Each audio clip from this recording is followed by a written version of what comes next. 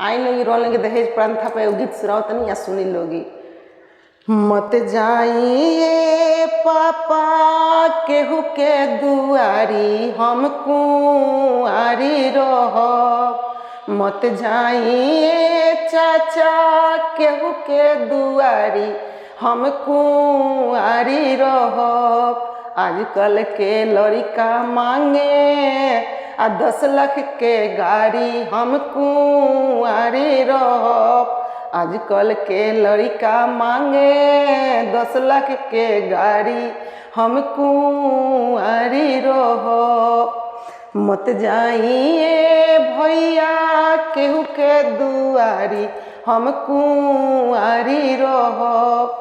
हम कुंवारी रहब। आजकल के लड़का मांगे 10 लाख के गाड़ी हम कुंवारी रहब। दे बोए बेटी 10 लाख के गाड़ी हम भी खारी रहब। दे बोए बेटी 10 लाख के गाड़ी हम भी खारी रहब। बन जइहा ये बेटी अपन घर के रानी हम भी खारी रहब। बन जाया ये बेटी अपन घर के रानी हम भी खारी रहब। कहाँ से ली आए में पापा 10 लाख के गाड़ी हम कुंवारी रहब।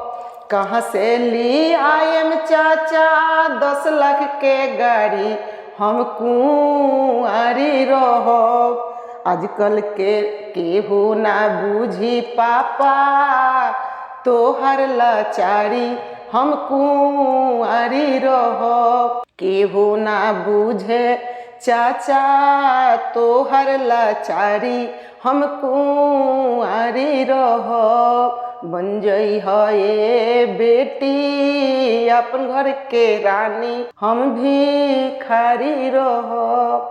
अगर गाना हमारा अच्छा लगन हो तो लाइक करी, कमेंट करी, शेयर करी और ज़्यादा से ज़्यादा सब्सक्राइब करी।